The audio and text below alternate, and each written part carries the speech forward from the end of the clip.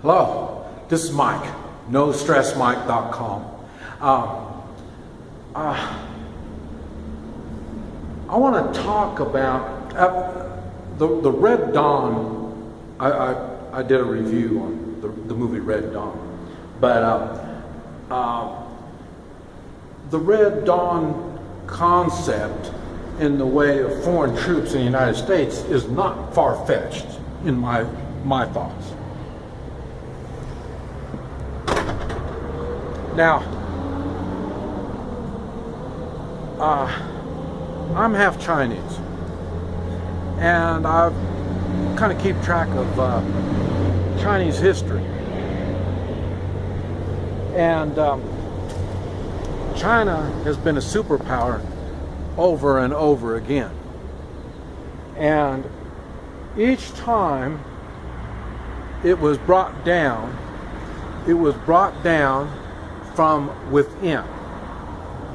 And not only is from within, but it was also divided up. China was divided up into smaller provinces that they could control. And when it was divided up, different powers had it. In other words, it wasn't controlled by one king or whatever like that, emperor. It was divided up into warlords or different stuff like this. Now, every time they had emperors, the emperors were able to pull it together, and then it became powerful, and then it would be divided again. They'd go to war and divide it again. So this is the way I see the United States. And the last time China was divided up, they tried to bring it back together. I think it was around 1900, and it was the Boxer Rebellion. And what happened in the 1900s, part of China belonged to France, part of it belonged to Great Britain, some of it belonged to the United States, some of it belonged to Spain. I mean, everybody had their clutches in it. And the way they kept the people docile, I think is the word to say, is they introduced or pushed the opium. They used it as entertainment. And so this kept the people's minds occupied, so they're not realizing how bad they're getting screwed. Now, that's basically what's going on in the United States.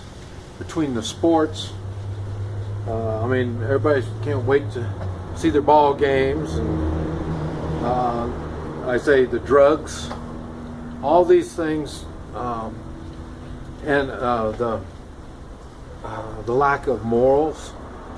These are things that keep people's minds off of really what's happening. Now, if you just think about it, British Petroleum, the gas stations. So Great Britain's got interest in the United States.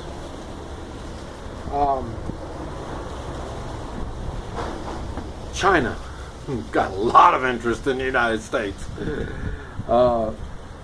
And we, as the United States government, has borrowed money from all kinds of things, of places. And I say things because you got the World Bank, and who's the World Bank, and in other words, there is a very good chance that foreign troops are going to be in the United States. So now I don't know about North Korea. That's kind of a stretch for even for me. But I say we already realize our military has been working with foreign militaries. I made a video about that, talking about how I don't think that's right at all, and I don't understand the logic and all that kind of stuff. And then there's the United Nations. I mean, we need to go through the United Nations if we're going to go to war with somebody? I don't think so. If it's in our best interest, I'm not talking about ours like big business interest, I'm talking about ours like we the people, we don't need to go through anybody. We just do our wars. And so what I see is, and like I say, our military has been training with all these people. What I don't understand is we have foreign militaries already on U.S. soil. These are all signs that are not good. The UN, I'm not really so much worried on UN troops. UN troops themselves are mainly made up of unemployed illiterates that just looking for a meal, and that's it. So they're not really that talented.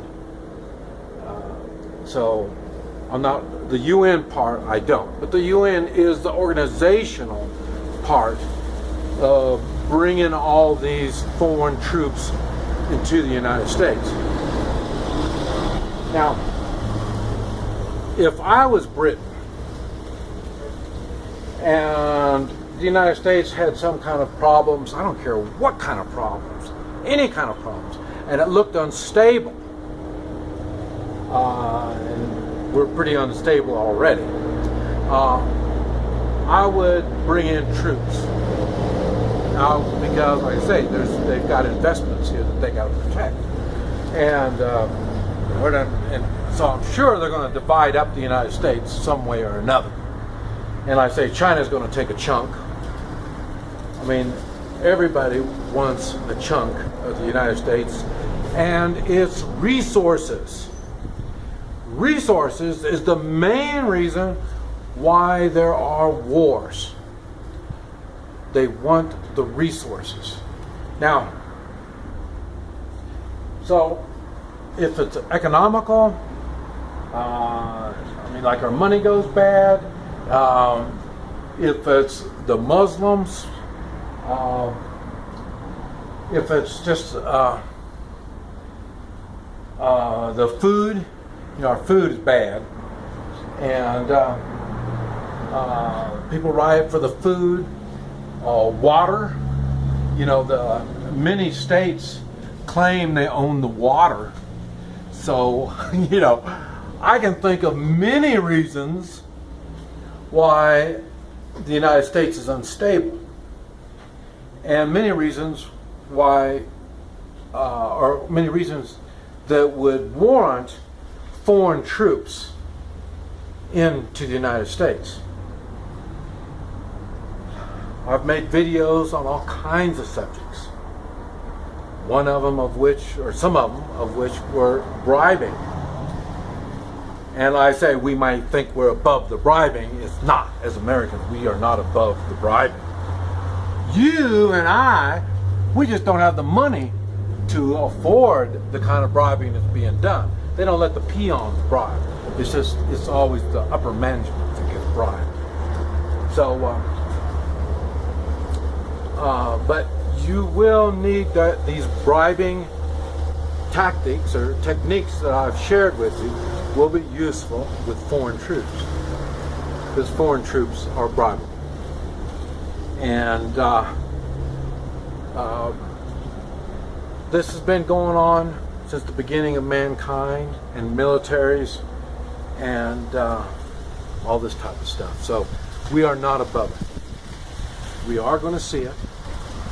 Right now, the United States government doesn't trust its own military.